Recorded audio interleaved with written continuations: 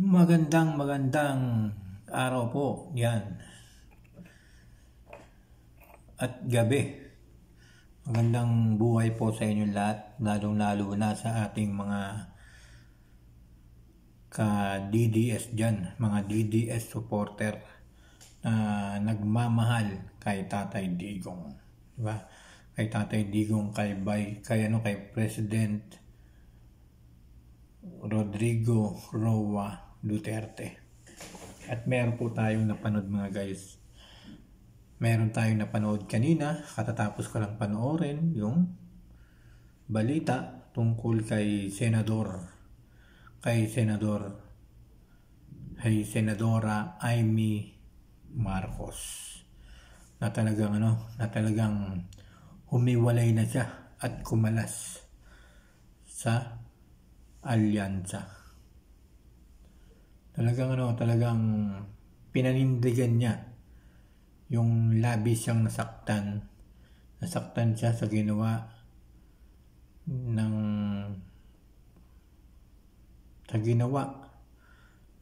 pag-aresto kay Tatay Digong, na maling pag-aresto. Yan, nasaktan siya nun, kaya humiwalay na siya at kumalas na sa alyansa.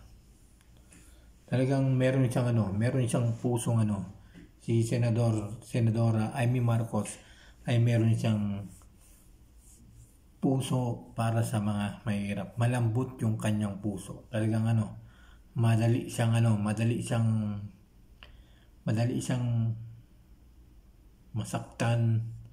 Yan, lalo na sa ginawa kay Tatay Digong, kay former President Rodrigo Roa Duterte, sa ginawang pag-aresto sa kanya. Kaya doon ay sana ay hindi po natin to bigyan ng kulay, di ba? Kasi kung nakita man natin sa kanya dati, o kaya kasama siya sa alyansa, na ayaw ng mga karamihan ng mga Pilipino, ayaw sapagkat mali daw ang ginagawa, di ba? Mali ang ginagawa. Siyempre, ang mga tao ay merong iba-ibang merong iba-ibang gusto yan, merong iba-ibang feeling yan sa bawat tao, sa bawat na tumatakbo, di ba? Kaya sa palagay ko, kung magpapatuloy si Senadora Amy Marcos sa pagpanig niya sa tama, ay siguradong malaki ang tsansa niya manalo. Malaki ang tsansa niya manalo sa halalan nitong 2025. Kaya nakakalungkot man at natutuwa rin yung iba, sapagkat dahil nga sa nangyari, dahil nga sa pag-aresto kay Tatay Digong, ay isang pamilyang Marcos yung humiwalay. Isang pamilya sa Marcos yung himiwalay sa kanyang kapatid. Dahil hindi niya na magustuhan yung mga nangyayari sa Pilipinas. Kasi ang gusto ni Senadora Amy Marcos ay yung magkaroon ng pagkakaisa. Yung magkaroon ng pagkakaisa sa buong Pilipinas. Yung walang away-away. Yan ang gusto ni Senadora Amy Marcos. At narinig ko rin sa balita sa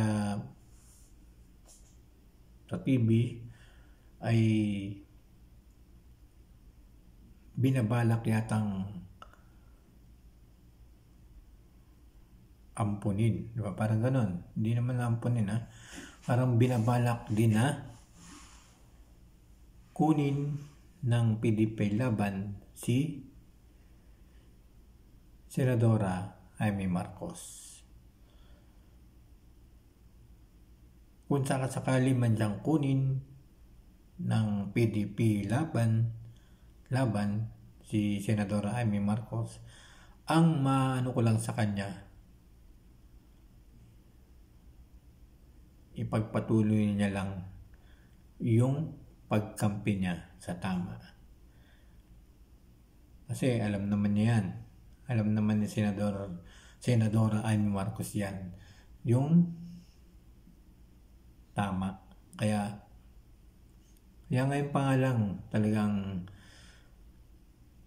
napapabilib na ako kay Senadora Amy Marcos. Kasi nga, ipinagtatanggol niya si Tatay Digong. Hindi katulad ng iba dyan, di ba? Hindi katulad ng iba. Hindi nila kaya ipagtanggol si Tatay Digong. Pero ito si Amy Marcos, si Senadora Amy Marcos, ay nagawa niyang ipagtanggol, imbestigahan yung ginawang pag-aresto kay Tatay Digong, kay former President Rodrigo Roa Duterte. Pero yung tinulungan ni Tatay Digong ni former President Rodrigo Roa Duterte, hindi niya nagawa yun. Hindi niya nagawang tulungan si Tatay Digong.